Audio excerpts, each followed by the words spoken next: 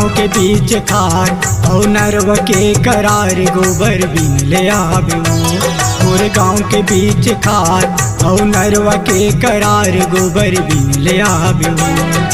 गोबर के बहाना सिर तो झन भुलावे गोबर के बहाना सिर तो झन भुलावे तुर गाँव के बीच खात और नदिया के किनारे टूरा मिल लया हूँगा। तुर गाँव के बीच खात और नदिया के किनारे टूरा मिल लया हूँगा।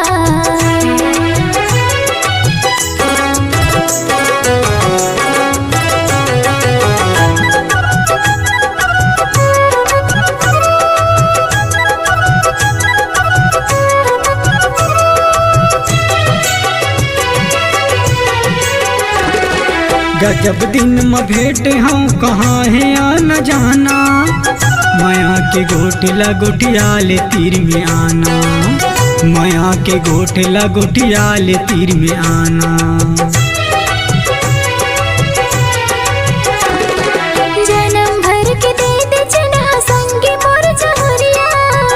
लगे रहे प्रीत जी माँ जन जाबे ते दुरिया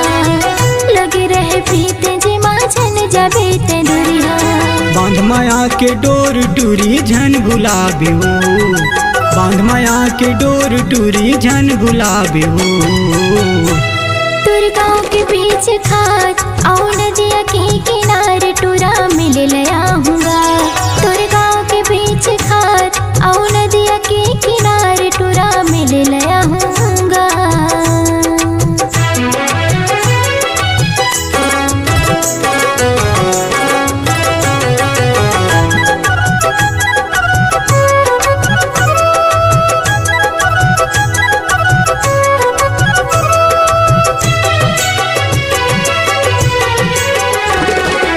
छेदक हवच काट बन के क्यों चितन करे जुआ दुखहा मूल भारी हो गे जहर मूल दे जा दुखहा मूल भारी हो गे जहर मूल दे जा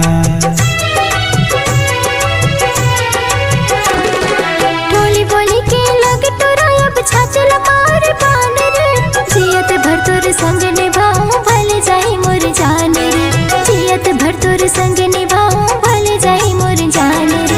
ऊपरे ऊपर नदिया पूरा झन बहावे ऊपरे ऊपर नदिया पूरा झन बहावे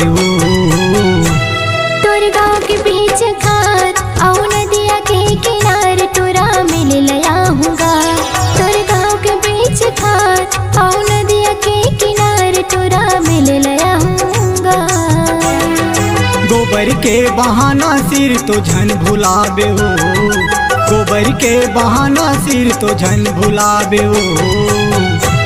तुर गाँव के बीच खात और नरवा के करार गोरा मिल लया हूँगा। तुर गाँव के बीच खात और नरवा के करार गोरा मिल लया हूँगा।